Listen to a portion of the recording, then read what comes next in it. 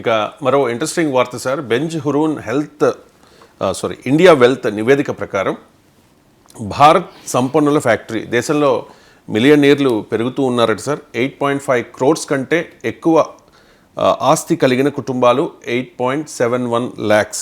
2021తో పోలిస్తే 90% హైక్ ఉందట సార్. ముంబై, ఢిల్లీ, బెంగళూరులోనే ఎక్కువ బంగారం, షేర్లు, భూములపై పెట్టుబడులు పెడుతూ ఉన్నారు అంటూ బెంజ్ హురూన్ ఇండియా వెల్త్ నివేదిక సార్. 140 కోట్ల మంది జనాభా, కోటీశ్వర్లు కోటి మంది ఉండొచ్చేమో బహుశా. సో ఈ నివేదిక ప్రకారం ఏదో భారత్ సంపన్న దేశం అన్నట్టుగా అనుమానం ఏం లేదు. ఏం కూడా సంపన్నులు ఉన్నారు. సంపన్న దేశం వేరు, సంపన్నులు వేరు.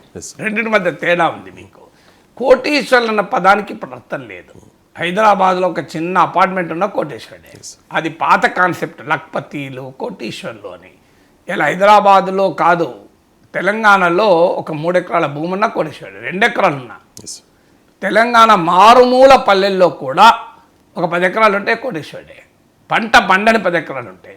అందువల్ల మీకు పాయింట్, ఆంధ్రాలో కూడా బహుశా ల్యాండ్ రేట్ అట్లుందో లేదో నాకు తెలియదు, మీరు చెప్పాలి. తెలంగాణలో అయితే నేను చూస్తున్నా. సో అందువల్ల అది ఇష్యూ కాదు. కోటీశ్వరుడు అన్న పదానికి ఇప్పుడు మీనింగ్ లేదు.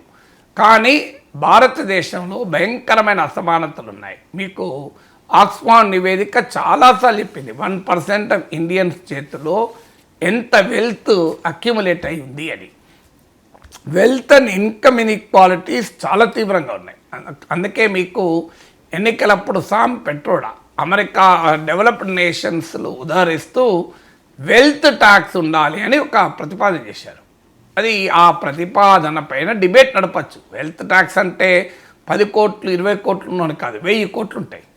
1000 కోట్ల ఆస్తులున్న వారిపైన ట్యాక్స్ ఉండద్దా, ఇది ఒక క్వశ్చన్. లేదు, ఇన్హెరిటెన్స్ ట్యాక్స్, ఒక 5,000 కోట్లు తన బిడ్డకు ఆస్తి ఇస్తాడు, మరి ఏమి ట్యాక్స్ ఉండద్దా? ఒక సాలరీడ్ మిడిల్ క్లాస్ తన కష్టార్జితంతో ఉద్యోగం చేసి సంపాదిస్తుంటే వాడిపైన నువ్వు అడ్డగోలుగా ఆదాయం పండిస్తున్నావు. ఒక పేదవాడు సబ్బు కొంటే వాడిపైన జిఎస్టీ వేస్తున్నావు.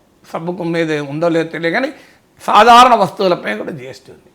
ఒక సామాన్యుడు మార్కెట్లో వస్తువు కొంటే జిఎస్టీ వేస్తున్నావు. ఒక సాధారణ ఉద్యోగి కష్టపడి ఉద్యోగం చేసుకుంటే ఇన్కమ్ ట్యాక్స్ వేస్తున్నావు. మరి 1000 కోట్ల రూపాయలు ముఖేష్ అంబానీ తన కొడుకు అనంత్ అంబానీకి ఆస్తి ఇస్తే దానిపైన ట్యాక్స్ ఉండదా? ఇది అన్యాయం కాదా? 1000 కోట్లు. నేను వాళ్ళ మీద ఎంత ట్యాక్స్ ఏమంటున్నా, 10% ఏమని అంటలేను, 1%. ఒక 1000 కోట్లు నువ్వు బిడ్డకు, నీ కొడుకు లేదా కూతురుకు ఆస్తి ఇచ్చావు. 1000 కోట్లు ఒక టార్గెట్ పెట్టుకో, 100 కోట్లు పెట్టుకో, 500 కోట్లు పెట్టుకో.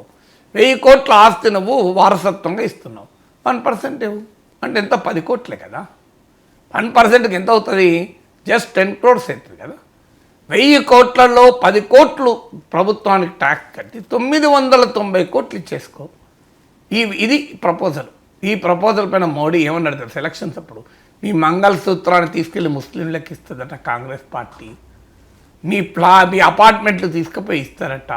మీ పొలం తీసుకుపోయి, మీ ప్లాట్ తీసుకుపోయి ముస్లింలకు ఇస్తారట.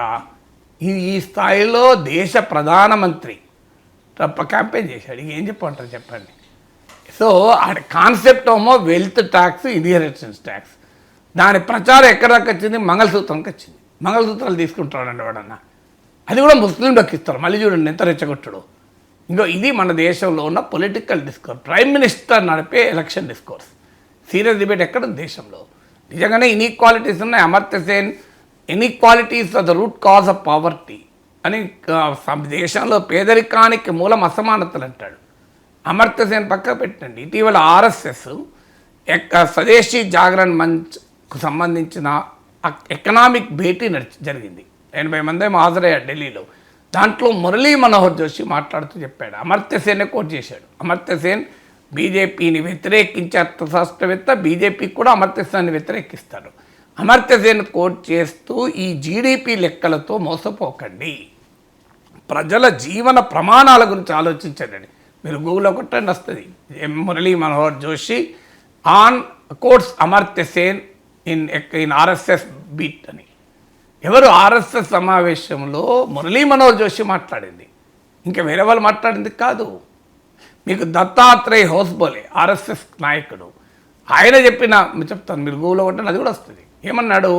మన దేశంలో ఆ సంపన్నులను చూసి కాదు, ఇప్పటికీ 22 కోట్ల మందికి రోజుకు 375 రూపాయలు, డైలీ 375 రూపీస్ ఇన్కమ్, 22 crores. అదే గౌతమ్ అదానికి రోజుకు 1600 కోట్ల ఆదాయం ఉంది. రోజుకో గంటకో నేను లెక్క వేసలే కానీ చూసి చదివాను. కొన్ని వందల కోట్ల సంపాదన ఉంది రోజుకు. ఇక్కడేమో డైలీ 375 రూపీస్. కోర్స్ ఇప్పుడు ఆ పత్రికలో ఇచ్చిన డేటా మొబైల్ ఫోన్లను బట్టి పేదలు కాదని అనలేము. ఇవాళ పని మనుషులకు, బిచ్చగాళ్ళకు కూడా మొబైల్ ఫోన్ ఉంటుంది. పక్క గుడి దగ్గర ఉన్న బిచ్చగాంతో ఫోన్లో మాట్లాడుతున్నాడు, మా దగ్గర భక్తులు రష్ అయిపోయింది, ఇక రాదు, అక్కడ ఇంకా భక్తులు వస్తున్నారా, ఇక్కడ వస్తున్నాడు, ఇటువైపు రా అంటే వీళ్ళు వెళ్ళిపోయి ఆడకూర్చుంటున్నాడు. అంత స్థాయిలో నీకు మొబైల్ ఫోన్ వచ్చింది. అందువల్ల ఇవాళ యూపీఐ ట్రాన్సాక్షన్స్ ఛాయ్ తాగేటప్పుడు కూడా డబ్బులు గూగుల్ పేలో ఇస్తున్నారు. అందువల్ల మొబైల్ వాడకం క్రైటీరియా కాదు, స్కూటర్ వాడకం స్కూటర్ వాడకం కూడా క్రైటీరియా కాదు. ఇవాళ పేదవాళ్ళకు కూడా స్కూటర్లు ఉంటున్నాయి. ఒక 1000 రూపాయలు నెలకు 15,000 సంపాదించేవాడు కూడా స్కూటర్ లేకపోతే హైదరాబాద్ ఉద్యోగం ఇచ్చేరాడు కదా. ఎందుకంటే ఒక ఉద్యోగానికి పోవాలి అంటే 2 బస్సులు మారాలి, బస్సు ఎప్పుడు వస్తుందో తెలియదు, 1-2 గంటలు పోతుంది, ఉద్యోగం పోతుంది అది టైం చేరకపోతే. అందువల్ల 15,000 20,000 వచ్చే ఉద్యోగి కూడా ఒక 1000-2000 పెట్రోల్కి అయినా మంచి దగ్గర స్కూటర్ మా వాళ్ళకి తప్పడం లేదు కదా. అందువల్ల స్కూటరు, మొబైల్ ఫోన్ బట్టి పేదరికము సంపన్నులు డిసైడ్ చేయరాదు. కారు కూడా కాదు ఈవెన్ ఇండికేటర్, ఎందుకంటే వాళ్ళ మిడిల్ క్లాస్ కూడా కార్లు ఉంటున్నాయి. సో మిడిల్ క్లాస్ కూడా, మా దగ్గర ఆఫీస్ బాయ్ కూడా ఆర్ట్స్ కాలేజీలో కారు వాడేవాడు, ఏమైనా కారు వాడుతున్నా అని ప్రిన్సిపాల్కు లిఫ్ట్ ఇచ్చేవాడు. ప్రిన్సిపాల్ కారు లేకుండా ఆ రోజుల్లో ఆయన స్కూటర్ మీద వచ్చేవాడు. కొన్నిసార్లు ప్రిన్సిపాల్కి ఫోన్ చేసి, సార్ మీ స్కూటర్ అక్కడ పెట్టండి సార్, మీ ఇంటికి వస్తున్నా, నేను కార్లో పట్టుకొస్తానంటాడు. ఏంటంటే 40,000-50,000 ఆ రోజుల్లో సెకండ్ హ్యాండ్ కారు కొన్నాడు. ఇద్దరే భార్యాభర్తలు, ఒక్కడే కొడుకు. ఏమున్నా సార్ పీడ కొడుకు కూడా ఉద్యోగం చేస్తాను సార్, ఇక కారు ఉన్నది, అప్పుడప్పుడు వాడుతున్నా అన్నాడు. ఇవాళ చాలామంది మిడిల్ క్లాసెస్ కూడా కారు మెయింటైన్ చేయగలుగుతున్నారు. 2 టీచర్లు ఉంటే ఖచ్చితంగా కారు ఉంటుంది. అందువల్ల కార్లను కూడా నేను ఇండికేటర్గా తీసుకుంటలేను. But it is a reality. మన దేశంలో 100,000 కోట్లు పోగుపడుతున్నాయి. మనం చూసాం కదా, ముఖేష్ అంబానీ కొడుకు పెళ్ళికి 5,000 కోట్లు ఖర్చు పెట్టాడు. అదే బిడ్డ మంగళసూత్రానికి పెసరంత బంగారం కొనలేని కుటుంబాలు చాలా ఉన్నాయి ఈ దేశంలో. ఇది అసమానతలు అనేది ఈ దేశ కళ్ళ ముందర జరుగుతున్నాయి కదా, అని అనుమానం ఏమున్నది. సో ఈ అసమానతలు భారతదేశంలో పోవాలి.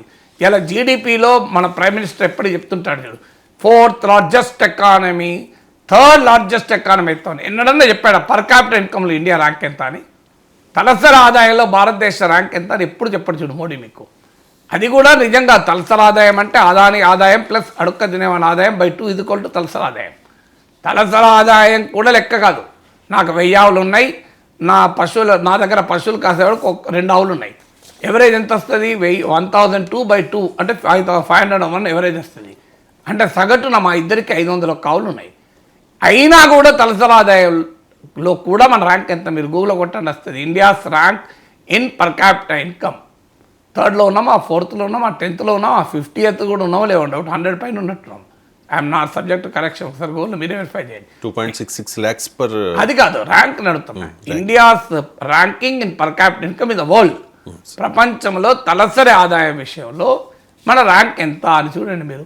4th లార్జెస్ట్, 3rd లార్జెస్ట్ అని రోజు మాట్లాడే నరేంద్ర మోడీ, మీరు మన ముఖ్యమంత్రులు, ప్రధానమంత్రులు ఎందుకని పర్ క్యాపిటల్ ఇన్కంలో మన ర్యాంక్ ఎంత అని మాట్లాడరు?